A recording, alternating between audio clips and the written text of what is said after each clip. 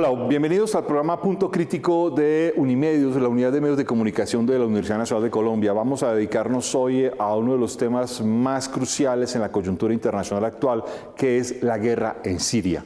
Para hablar de este tema tan espinoso y tan importante que se ha ido moviendo de una forma vertiginosa a partir de la llegada a la presidencia de los Estados Unidos de Donald Trump, tenemos dos invitados muy importantes. Tenemos por una parte a Marcos Peck, el profesor de la Universidad Externado y uno de los mejores conocedores de Oriente Medio. Marcos, bienvenido. Carlos, muchas gracias por la invitación, un placer estar acá. Y también nos acompaña en este programa un profesor muy importante con una experiencia diplomática clave, un analista agudo, que es el profesor Miguel Benito Lázaro. Miguel, bienvenido. Un placer, Carlos, por la invitación. Hay que decir que Miguel es profesor de la Universidad Sergio Arboleda del Departamento de Historia. Arranco contigo, Miguel. Yo quisiera arrancar con esta pregunta y tratar de poner un contexto clave. El bombardeo de hace unos días que el presidente Trump ordenó contra tropas de Bashar al-Assad en la base del Shayrat generó una crisis global muy importante que además puso en contexto una crisis clave de los Estados Unidos en contra del gobierno de Rusia. Y luego vimos un desenvolvimiento de esta crisis de forma muy compleja, con las declaraciones de Sergei Lavrov, con las declaraciones del mismo Hassan Rouhani, diciendo que si había un segundo ataque de Estados Unidos contra Irán, ellos responderían militarmente. E incluso hubo una declaración de Sergei Lavrov diciendo que Estados Unidos tenía que acostumbrarse a que el mundo de hoy era un mundo policéntrico. Bueno, ¿cómo entender la guerra siria a partir de este nuevo contexto? Bueno, quizá en este sentido lo que hay de nuevo es la irrupción de Donald Trump en el escenario sirio, donde se juegan quizá en la decisión de ese bombardeo con 59 misiles sobre la base aérea del oficialismo sirio. Esta es la novedad. La novedad es que por primera vez los Estados Unidos intervienen contra el régimen de Bashar al-Assad. Hasta ahora, como muchos otros actores internacionales, estaban actuando, pero contra otros actores, el Daesh principalmente y algunas de las milicias del llamado yihadismo. Esa es la novedad. Supone la irrupción de un nuevo actor internacional, ya digo, que está dispuesto a marcar su territorio. Coincide con la crisis dentro del gobierno de Trump por las investigaciones por sus lazos de Rusia, y eso sí es muy importante a la hora de tenerlo en cuenta. Pero también establece que quizá ha llegado un punto del conflicto en el cual sí hay algún tipo de línea roja. Se han mencionado muchas veces el tema de las líneas rojas en el conflicto, pero nunca se habían aplicado en realidad. Las armas químicas se han venido utilizando de una manera más o menos regular y sistemática desde 2013 hasta ahora, sin que hubiese habido ningún tipo de limitación o acción en contrario. Por tanto, quizás sea el momento de de que se empiecen a ver que hay un tipo de líneas rojas sobre el desenvolvimiento puramente militar. Habrá que ver si eso lleva a un posible desescalamiento o a lo contrario. De momento, todos han reforzado sus posiciones, por lo menos en lo retórico. Y hay que ver si de lo retórico se va más o es la fase para ir intentando desescalar, por lo menos algún tipo de acciones dentro del terreno, como también puede haber sido el reciente ataque a refugiados que estaban siendo evacuados de las zonas más calientes del conflicto. Marcos, en este contexto hay una cosa que es paradójica. Donald Trump ordena un ataque contra Bashar al-Assad, dice que ataca la fuente del terrorismo y la fuente de la guerra en Siria, pero la guerra en Siria es una guerra en la que hay 7, 8 frentes, 9 grupos distintos con distintos controles territoriales y en últimas, para algunos analistas, atacar a Bashar al-Assad o destruir a Bashar al-Assad es permitir que se fortalezca, por ejemplo, el Estado Islámico. Y detrás está todo el tema de Rusia y lo que aparece en este contexto. Y se suponía que este ataque además fortalecía fuertemente al Ejército Libre Sirio. Pero un ataque y al parecer no hay una estrategia. No hay una estrategia de los Estados Unidos para continuar la guerra en Siria. ¿Qué pasa? Sí, Carlos, yo no sé si no hay una estrategia. Hasta ahora estamos esperando a ver si el ataque es un hecho aislado. O si hay una estrategia detrás de esto.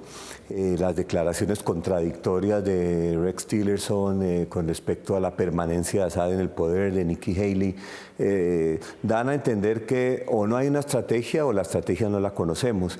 Por otro lado, el tema de las armas químicas me parece un poco irrelevante. Porque en el último ataque con armas químicas, si murieron 80 o 90 personas cuando hay 500.000 muertos en Siria, cuando solamente en Alepo, entre la aviación rusa y la aviación de Assad, asesinaron a miles de personas, niños, mujeres y hombres. El tema de unas armas químicas que, como decía Miguel, se están usando todo el tiempo en Siria desde hace ya años, me parece un poco irrelevante y Trump quizás quiso marcar un territorio y su mensaje no iba solamente dirigido a Siria, iba dirigido a Rusia y dirigido a Irán también, de que Estados Unidos puede usar la fuerza si es necesario. Pero como decía usted, y tengo este mapa acá que lo traje para mostrarle a la gente, este mapa muestra el control de deteriorar Siria. Siria no tiene una solución al conflicto. Acá tenemos, ya los colores ni siquiera alcanzan para pintar un mapa de Siria con los distintos grupos y alianzas que controlan los distintos territorios en Siria. El Estado Islámico aún controla un 30% del territorio sirio, pero hay todo tipo de grupos que un día son aliados y al otro día son enemigos, o que en un sitio son aliados y en otro sitio son enemigos. Por tanto, el Estado sirio ya colapsó y la guerra en Siria no tiene una salida.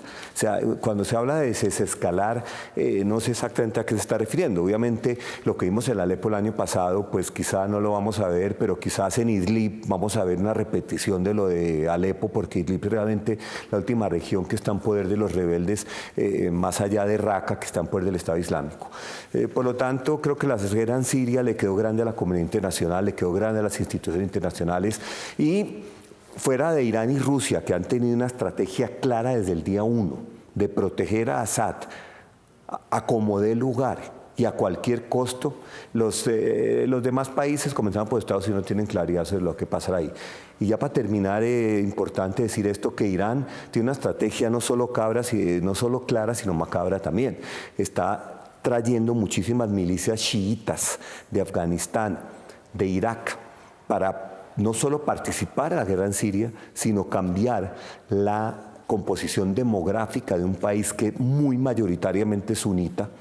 La gran mayoría de los refugiados sirios que se han ido, unos 4 a 5 millones, son sunitas, y cambiar la composición demográfica de un 10% de población chiita, alawita, antes de la guerra, a que pese más. Por lo tanto, estamos en un juego, un ajedrez multidimensional en varios planos que, como digo, a la comunidad internacional le quedó muy grande enfrentarla.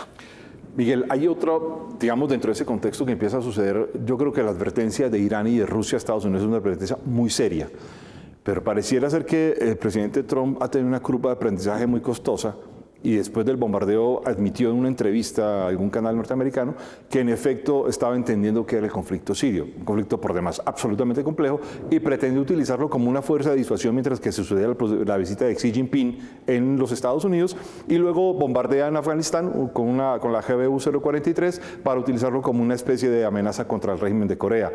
Y en algún momento pareciera que la guerra en Siria se le convirtió en un tema de disuasión de la política interna, pero también en una especie de reposicionamiento global, que ha resultado ser vano. Sí, en ese sentido ha actuado también en esos diversos tableros. Como marca claramente se ha dicho Marcos, la guerra de Siria tiene múltiples capas, diversos tableros, diversos escenarios y diversos conflictos dentro del conflicto. Es una matriusca, dentro de la cada una vas abriendo. Y Trump ha actuado precisamente en paralelo con la situación de Corea del Norte, Afganistán y Siria, situando sobre todo eso, la idea de que él no es Obama, él no es Bush, es un presidente nuevo que está dispuesto a hacer cosas nuevas. Cosas que contradicen lo que él había dicho durante la campaña y durante los años previos. Y ahí también hay que ver esa ausencia de estrategia, porque de hecho cuando Trump interviene y decide lanzar esos misiles sobre Siria, lo que dice es porque ha visto unas fotos terribles de los efectos de la guerra química sobre los niños y este tipo de cosas, lo cual nos habla de una reacción emocional más que racional. Uno tiene que pensar ahí que sus asesores, como el consejero de Seguridad Nacional McMaster y algunos otros, son el peso racional dentro de esta ecuación, que sí han pensado en esa jugada de resituar a Estados Unidos en el contexto y ya no solo como un actor renuente a intervenir en los grandes conflictos internacionales, sino más dispuesto a ejercer su presencia y que esa presencia se note, ¿no? Y simplemente por también concluir una cosa que ha dicho Marcos, evidentemente esos 59 misiles militarmente no cambian nada. No ha pasado nada. No pasa nada. Simplemente cambian la actitud y la disposición y efectivamente tensan esas relaciones que en algún momento incluso se llegó a decir. Putin iba a ser la persona en la cual Trump iba a externalizar la solución del Daesh en Siria. Y de repente eso ha cambiado, digo, por presiones internas, por tener la reunión con Xi Jinping, etcétera, etcétera, llevan a que eso cambie y es el único efecto grande realmente de que ha tenido esta intervención, de momento. Marcos, en esos escenarios que tú planteabas, hay un escenario que digamos ha sido evidente en la guerra en Siria, que es el escenario Irán versus Arabia Saudita. ¿Cómo se juega hoy esa disputa intraislámica? Uy, en todas partes, Carlos, comenzando porque, bueno, es una guerra proxy en Siria, aunque no tan proxy, porque los iraníes están participando activamente en la guerra en Siria. Obviamente, Arabia Saudita, desde que comenzó la guerra, empujó incluso a la Liga Árabe a que suspendiera Siria. Arabia Saudita ha sido de los más vocales promotores de la salida de Bashar al-Assad del poder. Arabia Saudita, como Estado o residentes en Arabia Saudita o jeques petroleros, han y seguramente siguen apoyando al Estado Islámico porque se identifican con su ideología y porque además es enemigo de Bashar al-Assad, no solo en Arabia Saudita, también en Kuwait, también en Qatar, también en los Emiratos. Luego tenemos en Siria, pues en este momento Irán parece ser el que va ganando porque Bashar al-Assad sigue en el poder, los iraníes realmente ocupan una buena parte del territorio sirio y hay fuerzas iraníes. Eso, de hecho hay fuerzas militares regulares. De la Guardia Revolucionaria iraní, hay miles de guardias revolucionarias iraníes en Siria, además de las milicias chiitas, iraquíes y afganas que mencionábamos y obviamente el más importante de todos, Hezbollah, que prácticamente copó toda la frontera entre Líbano y Siria con su milicia también chiita. Luego tenemos, Carlos, obviamente la guerra en Yemen. La guerra en Yemen no es una guerra que no es proxy porque ahí los rebeldes hutíes chiitas en una operación relámpago hace 2 años ocuparon casi todo el país, la capital Sana, y llegaron a Adén, que es la capital del sur del Yemen, que en ese momento Arabia Saudita comenzó a intervenir militarmente en Yemen, una intervención que sigue hasta el día de hoy, que son bombardeos diarios donde mueren miles de civiles, y sin embargo realmente los éxitos de la Arabia Saudita militares son precarios, porque los rebeldes siguen en control de la capital Sana. Ahí tenemos otro escenario de esa guerra entre sunitas y chiitas, sunitas apoyados por Arabia Saudita y chiitas hutíes apoyados por Irán. Y luego viene el tercer escenario, pero el primero cronológicamente, que es Irak. Irak, desde la caída de Saddam Hussein, un país con mayoría chiita, 60% de la población chiita, pues obviamente que desde la caída de Saddam Hussein y el vacío de poder que eso generó, ahí fue donde comienza realmente el conflicto proxy entre Irán y Arabia Saudita. Irán apoyando al régimen oficial de Irak, que son chiitas, comenzando por al-Maliki antes, y Arabia Saudita en su momento apoyando distintas milicias sunitas tribales o incluso en su momento algún apoyo de algún tipo a las milicias radicales yihadistas. En Irak parece que Irán también está ganando, porque no hay duda que Irak es un régimen hoy en día muy vendido a Arabia Saudita. Y el tercero, el cuarto es Líbano, donde también un país que estuvo 2 años sin presidente, también porque Arabia Saudita apoyaba a un candidato, Irán apoyaba al otro, un país muy frágil, Líbano. Finalmente lograron nombrar un presidente que fue prácticamente el candidato de Hezbollah. Y la guerra sigue, y esa guerra pues por ahora es una guerra más de proxies. No sabemos si algún día será una guerra que no sea de proxies. Miguel, en estas guerras proxies o no, y lo que sucede en este proceso de descomposición o recomposición geopolítica islámica, hay algo muy complejo en la guerra siria. Está el Ejército Libre Sirio, que es el nuevo experimento de insurgencias creado por los Estados Unidos dentro de la guerra en Siria. Está el Estado Islámico y su califa Ibrahim y todo lo que aparece en este contexto, que es esa disputa sunita. Están las vanguardias combatientes, que son los viejos grupos combatientes desde la operación de Hama en 1982. Están los hermanos musulmanes sirios, que también tienen milicias armadas. Está Hezbollah, como lo ha dicho Marcos, está el Frente al-Nusra, que también hace parte de este asunto, está además Al-Qaeda, aparte del Frente al-Nusra, con unidades propias sobre el terreno. Bueno, 7 u 8 grupos distintos. Dentro de estos 7 u 8 grupos, además, el Estado Islámico juega un papel clave, entre un 30 y un 40% de control, controla Raqqa, que además se va a trincherar mucho más fuertemente después de la pérdida de Mosul que ha ido teniendo en los últimos meses a partir de la acción militar del ejército iraquí. Y en este contexto hay un asunto muy interesante. Marcos nos contaba ahora cómo Irán pretende cambiar demográficamente, homogenizar con chiitas, pero también pretende lo mismo el Estado Islámico. Y el Estado Islámico además ha venido generando una limpieza étnica y religiosa, no solo intraislámica, sino también contra los cristianos. y el Estado Islámico es un jugador fundamental, además inspirado en un teólogo medieval como Ibn Taymiyya. Bueno, ¿qué pasa con el Estado Islámico en este contexto? Con el Estado Islámico pasa que en este contexto ha tenido la suerte precisamente de que dentro de esas guerras proxy muchos momentos ha conseguido pasar lo que vulgarmente decimos de agache. Ha sido un enemigo menor para muchos de los actores, pero no el enemigo principal. Pareció que hubo un momento hace 1 año y medio en que sí se podía llegar a un cierto acuerdo, en que era el enemigo de todos y por tanto era en el que todos tenían un acuerdo para colaborar y que eso podía construir algún tipo de confianzas que arreglase otras circunstancias.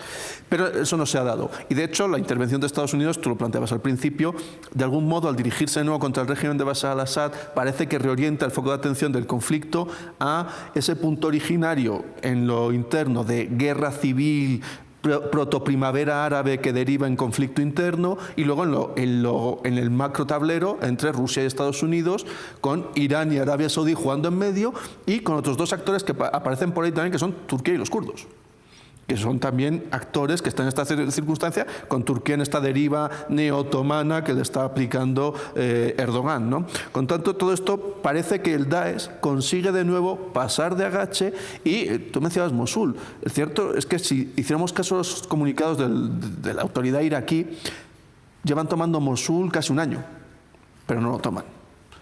Con lo cual hay que desconfiar mucho y hay que, en ese sentido, también ver que la resistencia del Estado Islámico es muy alta y que son muy resilientes. Y efectivamente han tenido una política muy estable y ese tema, por ejemplo, que luego Boko Haram ha replicado en África, secuestrar mujeres con un objetivo claro de violencia sexual, pero también el hecho de que un Estado tiene que tener algo que sea parecido a una población. Y entonces se han preocupado mucho de dar esa idea de que son un Estado porque tiene una población, una legislación, una forma de operar y lo único que les faltaría es el reconocimiento internacional. Ahí hay un detalle que es clave y es que en parte la resiliencia, la resistencia del Estado Islámico tiene que ver con que muchos de sus milicianos no son milicianos cualquiera, sino exmilitares basaístas iraquíes desde Saddam Hussein con una larga experiencia.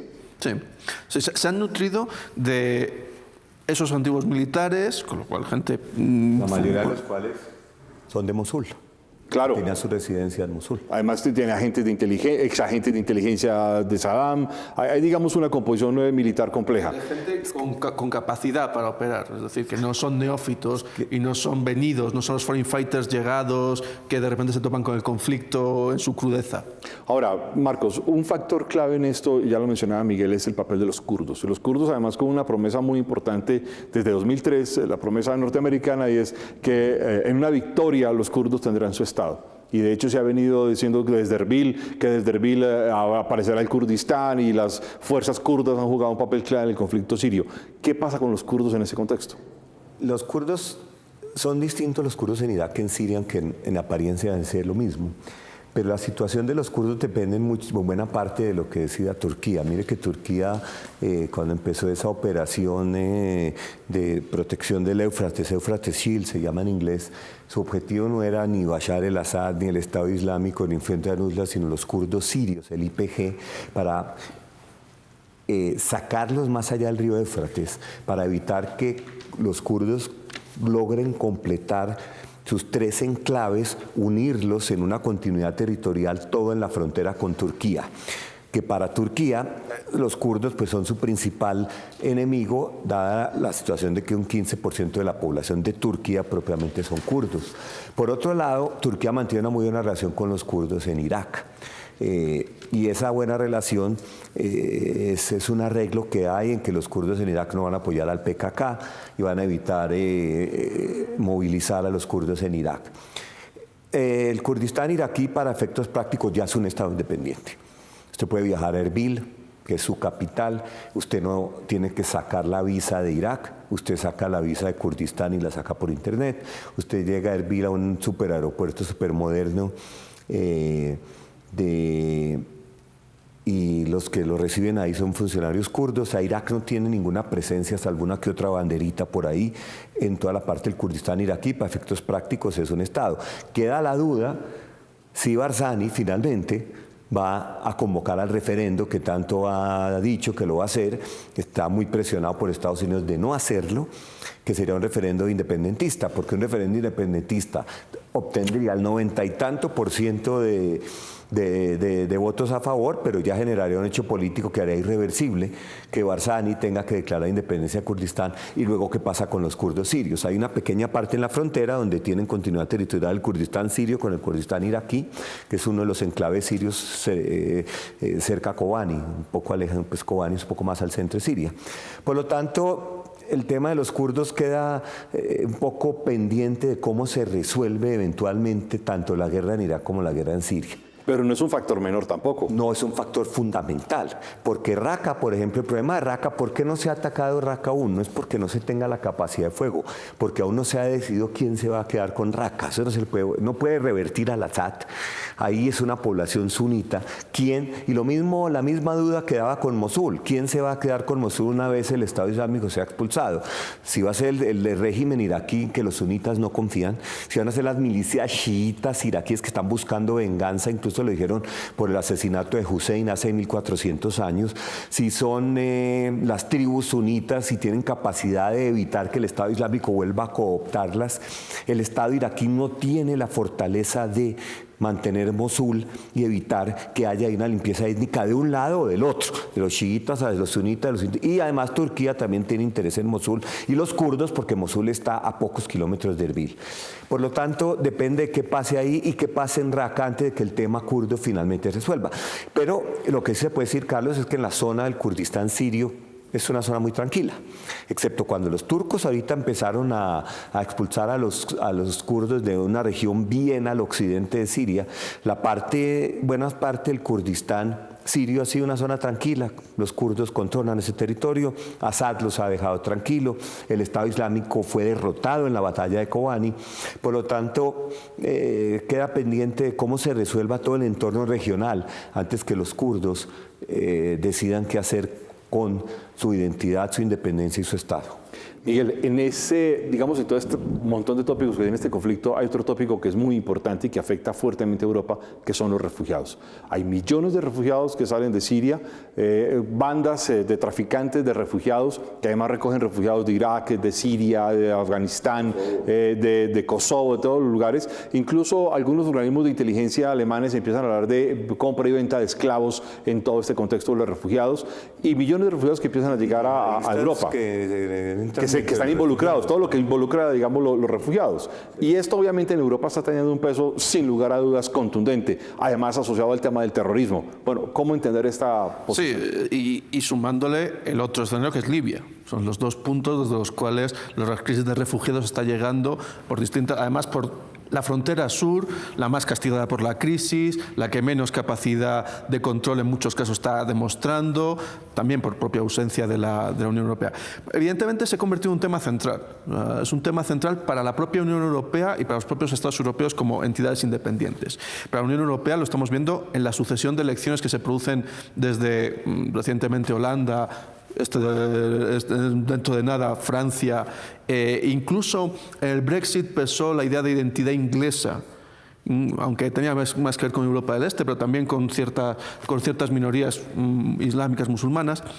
Está jugando mucho, aunque en algunos países, quizá Francia y Bélgica son los dos más afectados directamente por el peso demográfico de sus comunidades, sobre todo segundas, terceras generaciones, que se han radicalizado y que quizá en muchos casos son los más susceptibles, porque son los que no se han sentido integrados, los que no se han incorporado al sueño europeo, a cierta idea de sueño europeo, el cual el estado del bienestar es proveedor, etcétera, etcétera.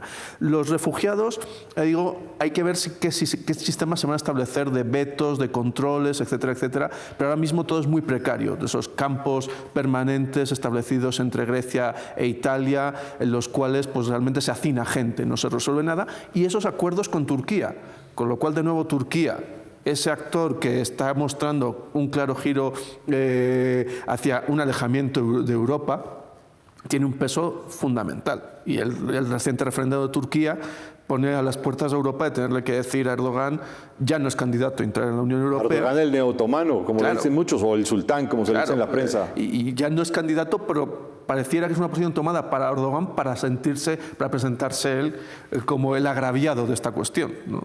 Nos quedan 2 minutos. Tú decías ahora, Marcos, una cosa que es, digamos, dura, pero es la realidad. La guerra en Siria no tiene salida. Si no tiene salida, ¿para dónde vamos en el conflicto sirio? No, yo creo que la guerra en algún momento se acaba por sustracción de materia, por desgaste. Pero la guerra en Siria no tiene una solución porque ¿qué es la solución en Siria? Mantener el Estado sirio, eso no es posible. Que Bashar el-Assad siga en el poder, no es posible. Que se logre un acuerdo diplomático entre Rusia, Estados Unidos, Irán, a ver quién va a ser el sucesor. Porque le voy a decir una cosa, Carlos.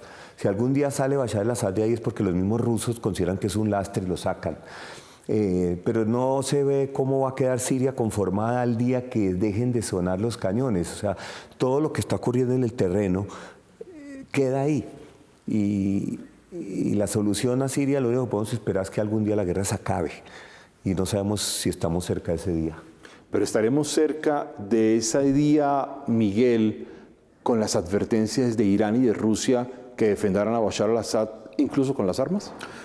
Yo creo que yo estoy bastante de acuerdo con Marcos. Estamos ante una simple curva de desgaste que en algún momento producirá un resultado que, por ejemplo, sea que Bashar al-Assad y el régimen con el apoyo de Irán y de Siria ha conseguido exterminar los últimos grupúsculos de oposición y a partir de ahí, con el apoyo, que además hay que reconocer que Bashar al-Assad goza de ciertos grupos de apoyo, es evidente, si no hubiera caído dentro del propio país, irá modificando el tablero, pero simplemente por esa lógica de desgaste, no porque haya una posibilidad ahora mismo de un acuerdo político-diplomático, porque para ahora mismo las líneas rojas son líneas inamovibles para todos. La oposición dice no con Assad, Assad evidentemente no se va a remover del poder, los rusos no van a aceptar ese cambio, etcétera, etcétera. Con lo cual estamos en ese estancamiento doloroso donde simplemente el desgaste es lo que producirá algún tipo de evolución del conflicto, pero siempre muy pesimista.